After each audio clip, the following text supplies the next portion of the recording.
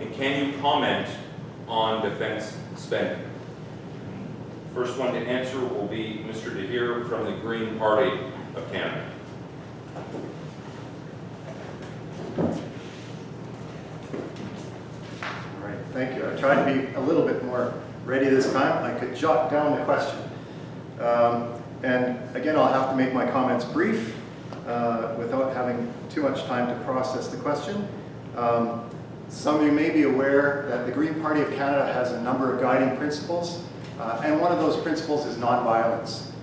And for me, that translates in having generally a peace-seeking and pacifist perspective on things. I do recognize the need for armed forces. Every country needs to have those for self-defense, I think is the most important thing. Canada has been very highly renowned over the past century for, not century I guess, but for a number of decades for its peacekeeping forces and the valuable work and aid that those peacekeeping forces have provided around the world.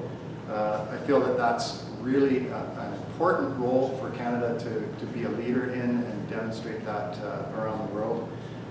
In terms of defense spending, my perspective, I've thought this through a little bit, is that I feel that our armed forces need to be provided with proper support so that they can do their services, do their functions, and minimize the risk to our men and women.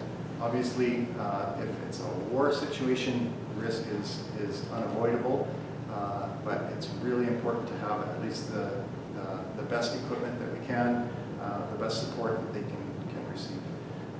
And I also very much value the respect for our veterans after their periods of service, and that's something I think where we also can do a lot better. Thanks. Thank you, Mr. DeHere. Now I'd like to invite Mr. Myers from the Maverick Party to respond.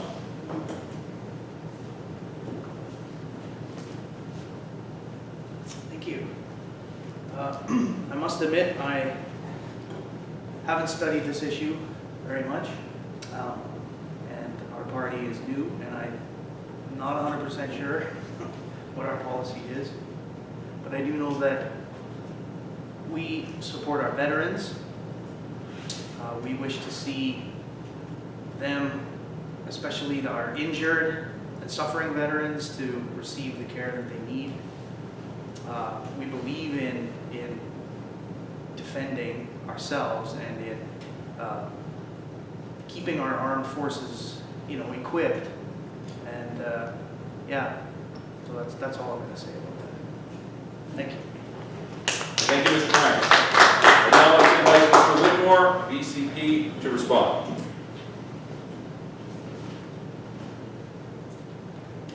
Well, being former Navy myself, I was in the Navy 79 in the 80s, got out in 81, and the equipment that we had back then, the ship that I was stationed on, the Kootenai, was built in 1952. We purchased it used from Britain. Now, when we had to go get submarines recently, we had to go buy them from Britain. Instead of building our own, we had to go buy used. Now they're talking about the same thing, buying used jets. Now, we're buying somebody else's issues.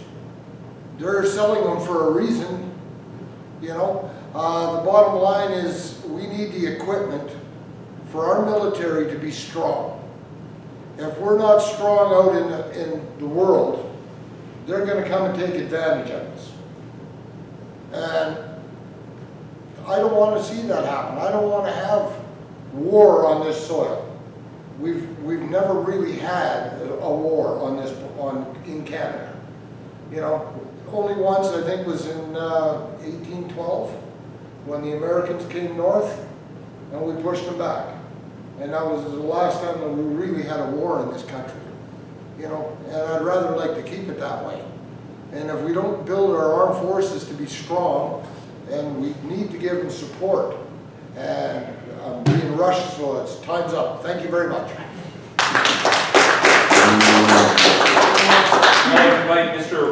Hanson, member of the NDP.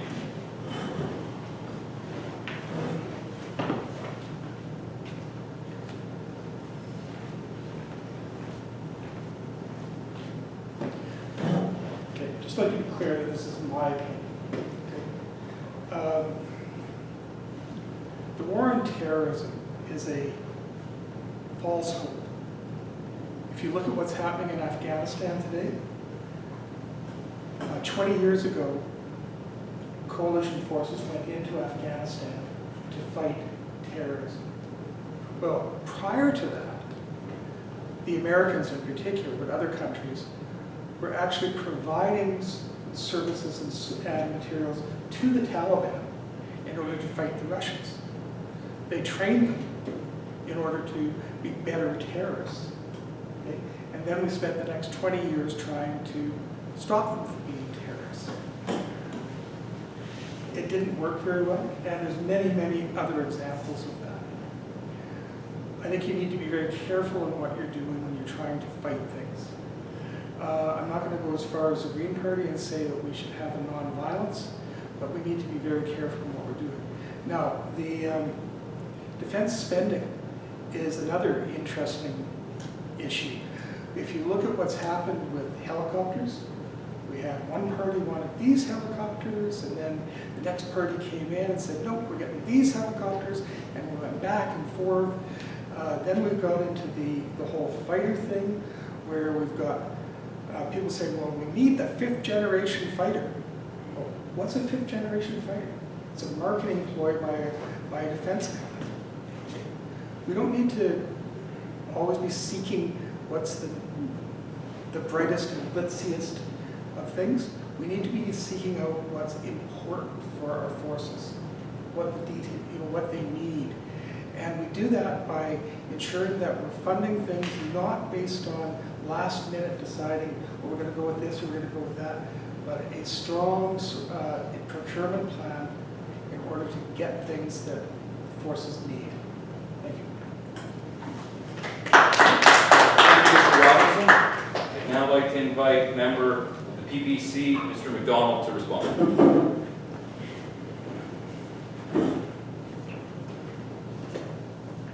First of all, terrorism.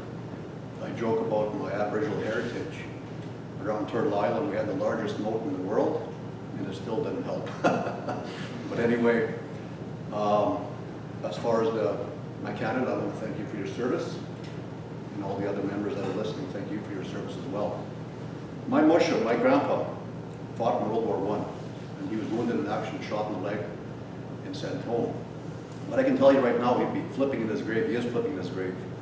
The way this country's run now, he would definitely not put his life on the line to fight for his country now. It's just overrun in a socialism way, and it's heading that way. And as far as the equipment, the fighters and whatever we need to provide for them, instead of having third-rate equipment, it should be brand new stuff. And we got to put more money into it to prevent terrorism in this country that we have been, and what many people still put their lives on the line for. So most definitely, I'm in favor of that. And as far as our vets, the amount they get paid, putting their lives on the line, is an absolute joke. The politicians, they get thousands and thousands of dollars for retirement, and some only serve 6 or 8 years, and they're coming out healthy, not with a leg shot off or whatever, and they're set for life, where veterans are not. It's totally opposite. To me, that's got to be switched around. Thank you. Thank you, Mr. McDonald. This question comes from our online forum from Tyler Machette. Do any candidates have a plan to try and diversify the local economy and job availability while still encouraging the production and sale of Alberta oil? I'll ask that one more time. Do any candidates have a plan to try and diversify the local economy and job availability while still encouraging the production and the sale of Alberta oil? And I'd like to invite Mr. McDonald from the PBC to respond.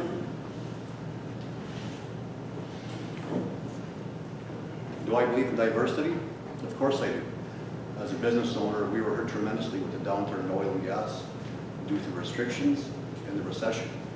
It just will kill us in many businesses as well. We do have to diversify. Oil and gas and the environment go hand in hand.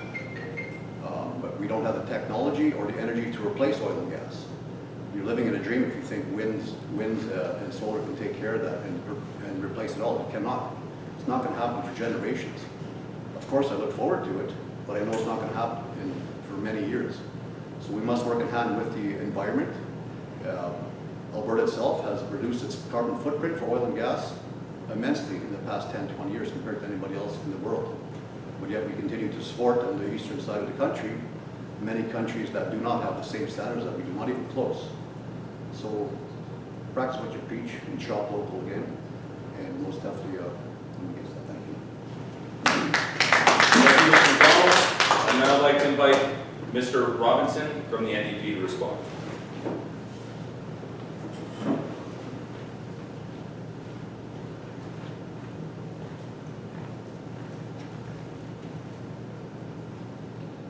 Diversifying economies is extremely important.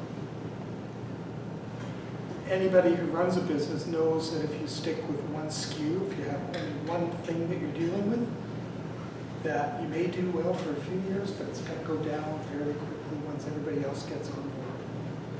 Right now, Alberta has pretty much a single source of focus for income, and that's the oil and gas. And I'm not saying that we should get rid of oil and gas, but I'm saying that we need to look at it as being something that is going a different way. And there's things we can do for the workers and the companies that are invested in oil and gas, because there's a lot of things for alternate energy sources where they can be doing the work for that. There's the, Brian can help me out on this, there's the deep, the heat, ground source heat that you can use to produce, and that use just the same stuff as we do to drill for oil and gas. But we should also be looking at other things. We should be looking at the indigenous communities, of providing them as being places for recreation, places to get people to come to utilize their unique skill sets and everything else. And we're doing that. We could do more of it.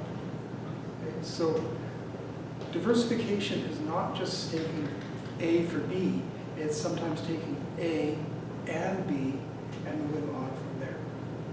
Okay, thank you. Now I'd like to invite Mr. Whitmore from VCP to respond.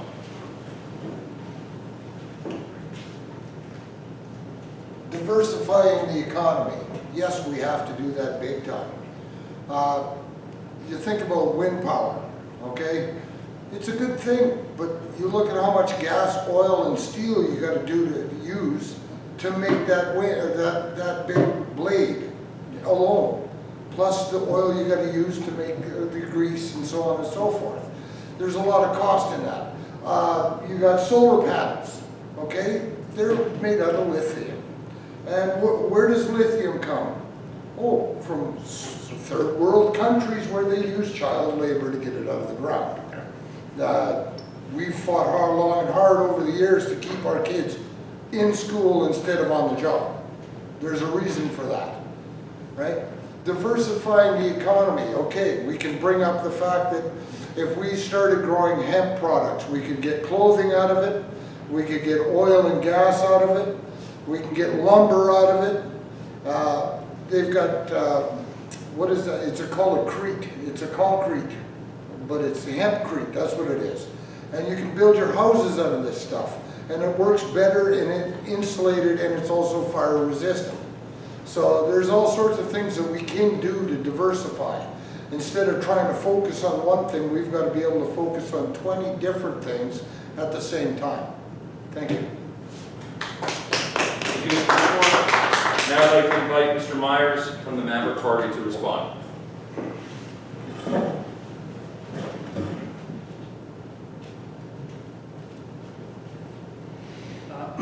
Maverick Party believes in diversifying the economy and also diversifying the energy industry. We believe that wind and solar and nuclear energy all have their place in our economy. But I think the question goes beyond alternate sources of energy and into diversifying the economy as a whole. And I'm gonna steal what you said earlier. You cannot tax people into wealth. And the opposite is also true. The government does not create jobs. The government only can incentivize certain things or quash certain industries, but they do not create jobs. So I think the answer to a diversified economy is to allow the economy to diversify itself. I think we can kind of imagine some of the industries we would like to see growing, but we don't even really know what the new industries are yet. So how can we incentivize those industries? So I think the solution for a diversified economy is a little more hands-off from the federal government, maybe a little more hands-off even from the provincial government and the local government, and just, again, let the market create the jobs and the industries and the diversity that it will create. That the people want, if people want it, they will demand it, they will be willing to pay for it, those products will be created, and those other diverse industries will come up, whether they're computer industries, construction technologies, carbon capture technologies. All of these technologies will grow as the demand is there. Thank you. I'd like to invite Mr. DeHeer from the Green Party of Canada to respond.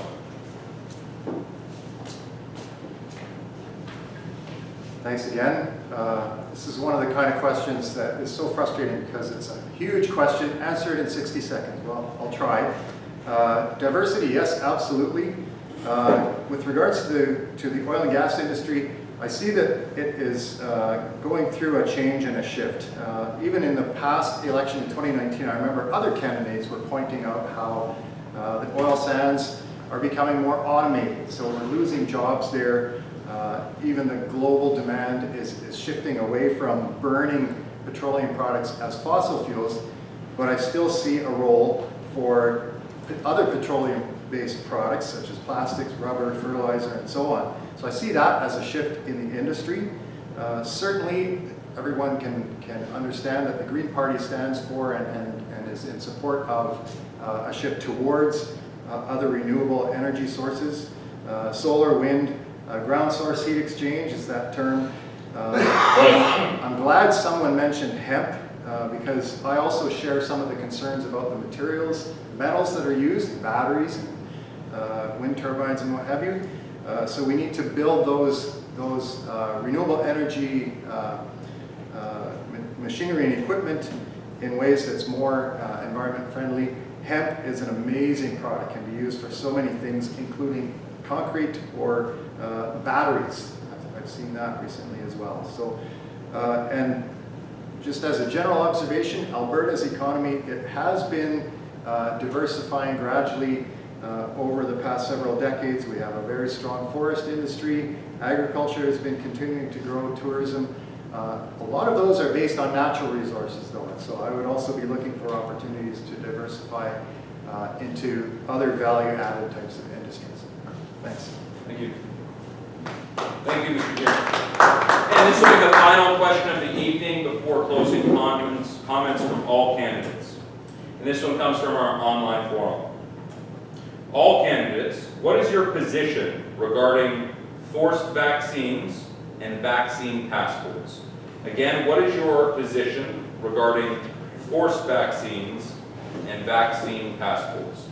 And Mr. DeHeer from the Green Party of Canada, you'll respond first. Thank you. All right, well, again, I'll try. I was asked this question yesterday from somebody, and I did not know exactly the answer of what the party's policy is. And I still have to research that, I apologize. I feel for myself that it's very important that people get vaccinated. I've received both the vaccinations. The question about passports, I'm not sure where I stand on that, because I know that that is something that can limit people's ability to travel. I have heard from a constituent recently who was saying that it made sense, so I still have to work my way through that issue. That's really, I think, all that I can say on it for now. Thanks. Thank you, Mr. DeHeer. And now I'd like to invite Mr. Myers from the Maverick Party to respond.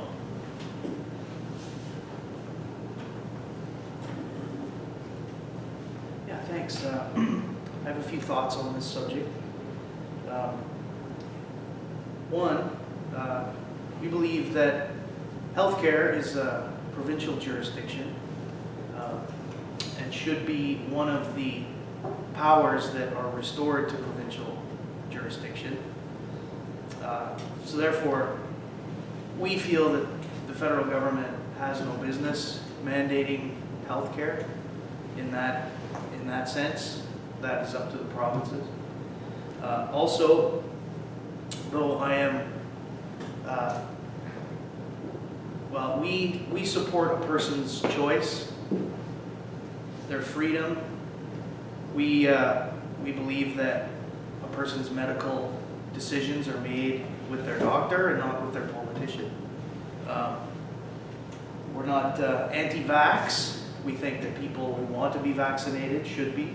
Those who don't should not be forced to. We are against government overreach and coercion. So yeah, we would prefer to have that issue left up to individuals to decide. So we are not anti-vax, but we are anti-vax passport. Thank you. And I'd like to invite Mr. Whitmore from BCP to respond. This is one question that I was actually prepared to answer. Okay, the bottom line is freedom of choice. Like, I chose to get both shots. That was my choice. And the reason I did it was because I had a son that's got asthma, and I got a daughter that's got a lung that's concreted to her ribs, right? Kept collapsing on her. So just to keep them safe, I went and got both shots because I didn't want to bring that problem home.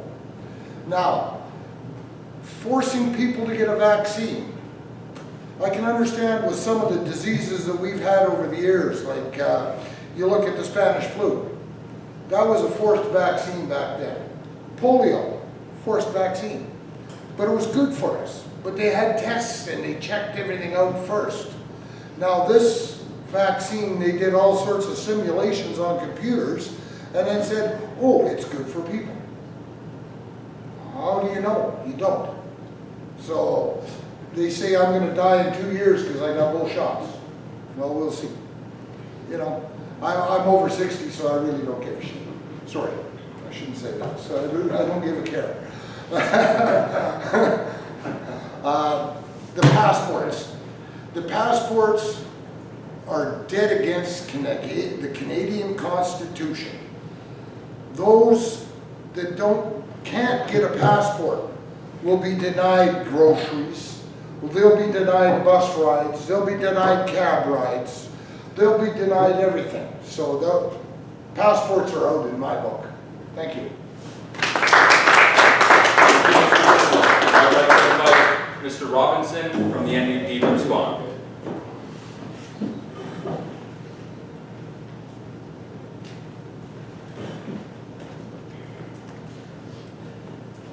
This is an interesting question that has, I'm never sure where this question is actually coming from. Okay?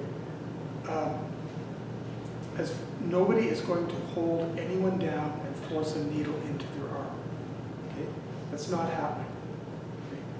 What is happening, and this happened through my life, is that there were things that I couldn't do unless I had certain vaccines and tests.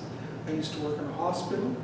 I was required to get TB tests every year. Actually, I had to do that when I started my current job, or my last job. There's various vaccines that I've had to have.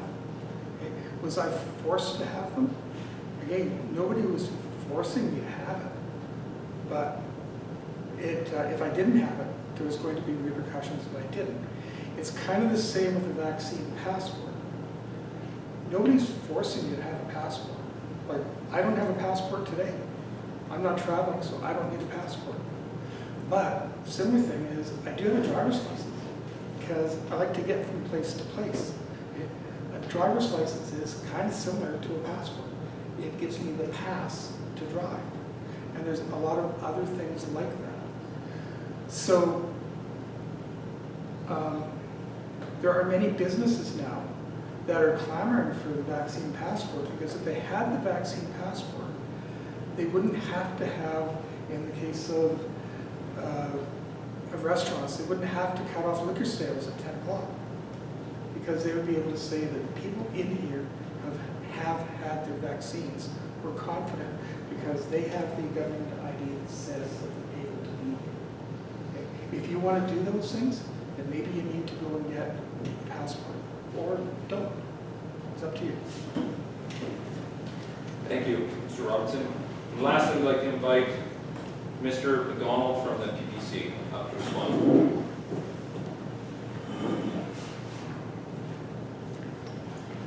PPC and myself, I can sternly say we're against forced vaccinations and the passport vaccination as well. To me, again, it comes down to freedom of choice. The government should not be the ones that are dictating our choice and taking that away from. Again, it comes down to freedoms.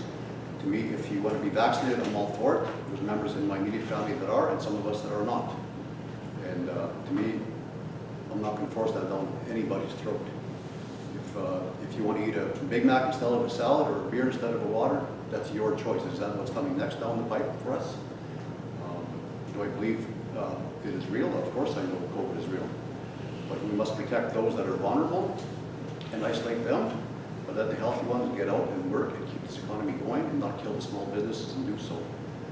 To me, there's something at play here, and if somebody's making some big bucks off of this, there's definitely not the small businesses and definitely not our economy locally. Thank you.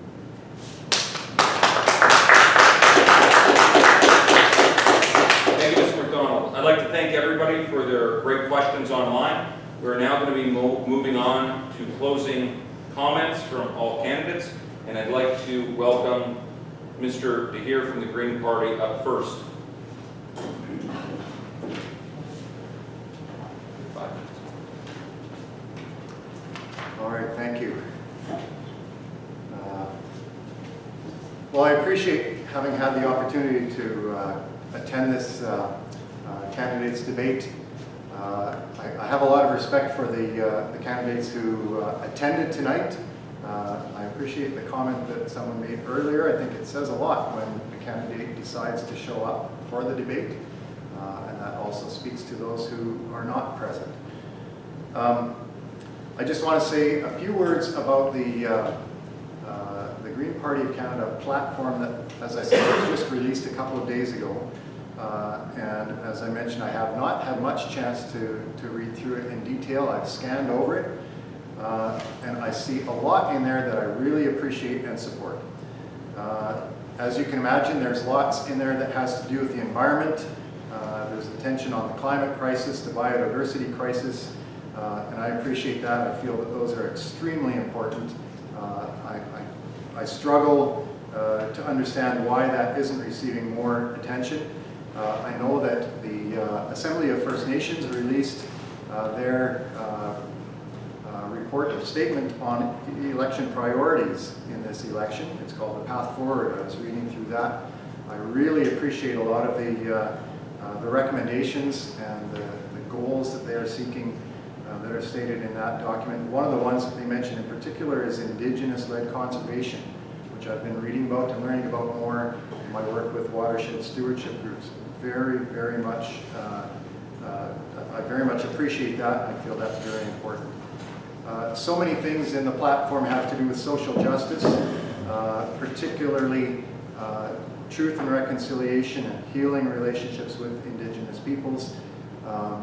This year, I believe it was, the government finally passed the legislation to implement the United Nations Declaration on the Rights of Indigenous Peoples.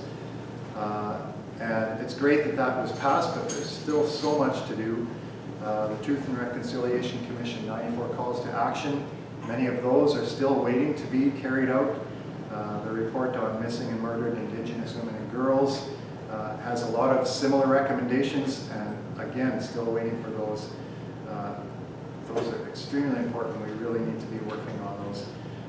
Another part of the platform, is democratic reform, something that Prime Minister Trudeau promised in his election in 2015. And there was lots of money spent on an electoral reform commission. Lots of work went into that. Some good recommendations for a system that would involve proportional representation, systems that are very effective in a lot of other democracies around the world. And Mr. Trudeau, to my great disappointment, although maybe I shouldn't be surprised, he decided that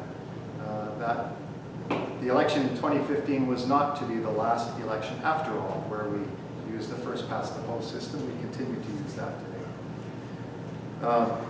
In terms of the economy, I see lots in there about a just transition. I appreciate that it mentions the United Nations Sustainable Development Goals, which also support the theme, no one left behind. And I feel that that's extremely important for Canada, for Alberta, and for Fort McMurray-Cold Lake. No one should be left behind. Everyone needs to be given consideration and provided for so that they're not left behind. I saw things in there for small business. I found one of the points that the small business tax would be kept to 9% or less. That's one of the things I could pull out of there. There's items about seniors, about youth, so much in there that I really appreciate. Agriculture, various natural resource industries. So those are the reasons why I feel it's important to give people the opportunity to vote Green. I hope you've got a bit of a sense of myself, who I am, and why I'm running. And I certainly encourage you to, if you're interested in further information, look at the Green Party of Canada website. I also have a Facebook page, Brian DeHere, for Fort McMurray-Cold Lake. I appreciate any support that anyone is able to provide, and thank you to everyone for coming today. Thank you, Mr. Deere. I'd like to invite Mr. Myers from the Maverick Party for his closing comments. Thank you.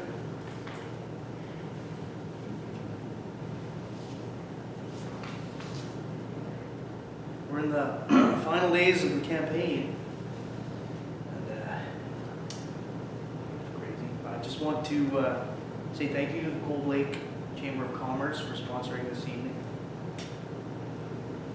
The fact that there were 2 federal French debates versus 1 federal English debate reinforces that this and every election belongs to Central Canada.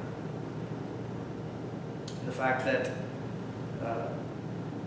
some of our candidates are missing tonight also reinforces that. These elections belong to Central Canada. And Aaron O'Toole has hit, some of his Western Canadian MPs are campaigning in Ontario right now. That's how much they take your Western votes for granted. Our federal system is broken, and the regional disparity is evident to anybody that really wants to research it. Our Western values and ethics are different from those in the East. Our industries are different. Our wants and needs are different. The federal representatives for this candidate, those here tonight and those who are not here tonight, have, I believe, the best intentions for their constituents that they want to serve. But the reality is, once they get to Ottawa, they will just be warm bodies filling up a comfortable seat in the House of Commons, waiting for their leader of their federal party to tell them which way to vote on important issues. So I encourage you all to vote Maverick for true and secure Western representation. Maverick Party members of Parliament will always defend the best interests of Western Canadians and only support legislation that benefits our constituents and the West. If a bill is introduced that will benefit the West, we will vote for it. If a bill is introduced that does not benefit the West or will harm the West, we will vote against it every time. Western Canada deserves the same recognition that Quebec gets in Confederation. Western Canada needs constitutional changes to achieve equality and self-determination. Western Canadians want their voices heard in Ottawa. So cast your vote for Maverick, the only Western Canada party, and vote for me, Jonathan Myers, on September 20th. And may God bless this nation of Canada and all of you, my fellow Canadians. Thank you. Mr. Myers. I now would like to invite Mr. Whitmore, VCP, for his closing comments. First off, I'd like to thank the Chamber of Commerce for Cold Lake for inviting me up here. This is actually really well done. Thank you. The VCP party, we've got a lot of things we'd like to do. The biggest thing is our constituents are our priority. And Western Canada is also our priority. But it's all of Canada also. Because every province and every territory is part of Canada. We have to be able to work together to make things right for us all. Now, with the Veterans Party, if I don't vote what my constituents tell me to do, I will be kicked out of the party on an instantaneous basis. I'm not allowed to follow the party line. I have to follow what my constituents tell me. One of the biggest things I want to do is set it up, basically a program on a computer where I can get everybody to tell me what their votes are. I'll put up on a computer what is being passed in Parliament, and I'll ask my constituents which way they want me to vote. And the majority will win. If I'm told to vote no on something, I'll vote no. If I'm told to vote yes, I'll vote yes. That's just the way our party works. And thank you very much again. Thank you, Mr. Whitmore. Now I'd like to invite Mr. Robinson from the NDP for his closing comments.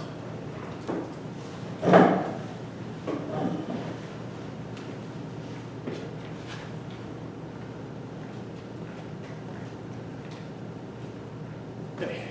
I'd like to again thank the Cold Lake Chamber of Commerce for putting this on. I really appreciate the opportunity to speak to people, and I also really appreciate all of the other candidates who came out tonight. Okay? I think it's important that we have these types of events happening. They're kind of the essence of a democracy, that we have to be able to see the people who we're voting for. But tonight we've seen 5 very different points of view. Some very close. Okay? Some of us were closer than people would think. But of course, there's many that are very different. And again, that's important. It's important that people have choice in who they vote for, and that they're not voting just because that's the way that their family has always voted. And I think we see that tonight, that kind of the two parties that would symbolize that my parents always voted for didn't bother to show up today. Okay? Kind of tells you something.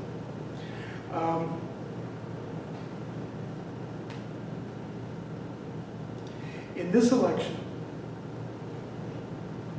well, should I be elected to go to Ottawa, I can assure you that I don't take people telling me what to do well. Okay? I can give you many examples of me standing up to authority, whether it's whether it's authority in uniform, whether it's authority at work. I do what's best for the people that I represent. That's my role, is not to be taking straw polls to see where people want me to go, but to carefully research and to make decisions based on what is best for the entire region of Fort McMurray-Cold Lake. So in this election, I invite voters to vote for the New Democrats. We have a proven track record of representing people rather than continuing to promote the failed liberal conservative agenda of trickle down. It's time we vote for trickle up politics. It's time we vote for things to be done where we affect what goes up rather than what comes down to us. So on September 20th, vote for Garnet Robinson, New Democrat. I will be an effective voice for the people of Fort McMurray and Cold Lake. Thank you again. Thank you, Mr. Clark.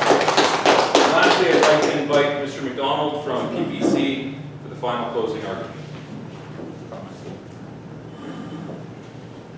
Thank you as well to the chamber. Very good. Put this on, it helps people get to know us all. Thank you to my fellow candidates as well for showing up here. And thanks to the ones that don't. Again, that speaks volumes. I'd also like to thank, well, first of all, I've been conservative all my life. I've been blue all my life. With the recent changes and with the conservatives leaning too much to the left for my legs, I no longer want to represent that. I want to thank the current MP, Mr. David Yerdega. He's been very good to our region and helped us immensely.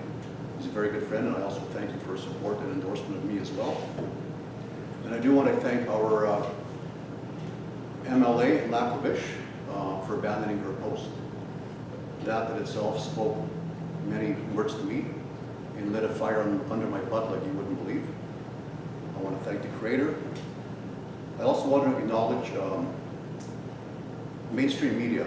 I have big issues with mainstream media. What they portray, what they hide, and what they do not show us. I love local media, such as the one broadcasting this now. An issue with me is residential schools. So I want to acknowledge and thank Chief Vern Johnvey for his walk to Ottawa in support of residential schools.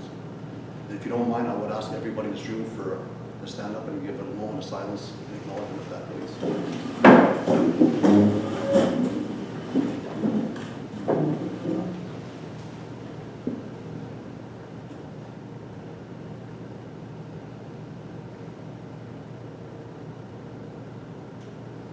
Hi, thank you very much. So why would you vote for me in the PPC? I hope I put it pretty plain and clear tonight. It all comes down to freedom. I stand up for our values. I'm not going to pretend to be a politician. I look at this as my job resume to you, the people, constituents. My business is failing, it's all closed, so I am looking for a new job, in other words. So this here's my resume.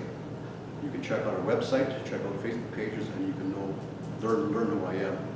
You can check the previous track record of what I've done in the past for not only the area, the oil and gas industry, but people in general.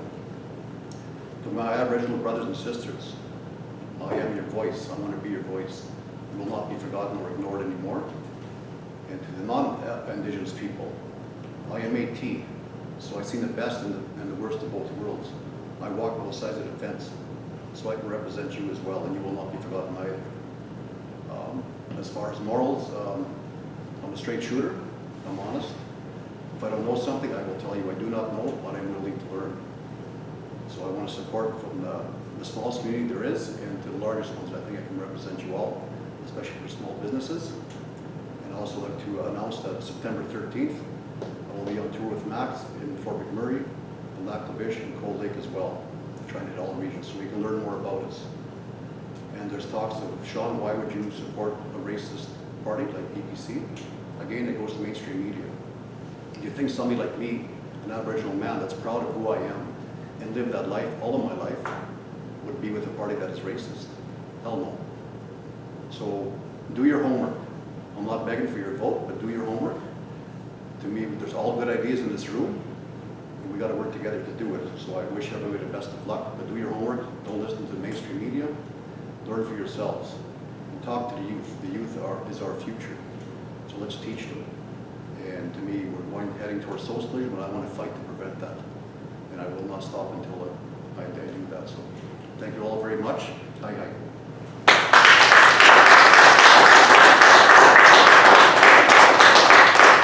Thank you, Mr. McDonald, and thank you to all candidates and those of us that joined us this evening.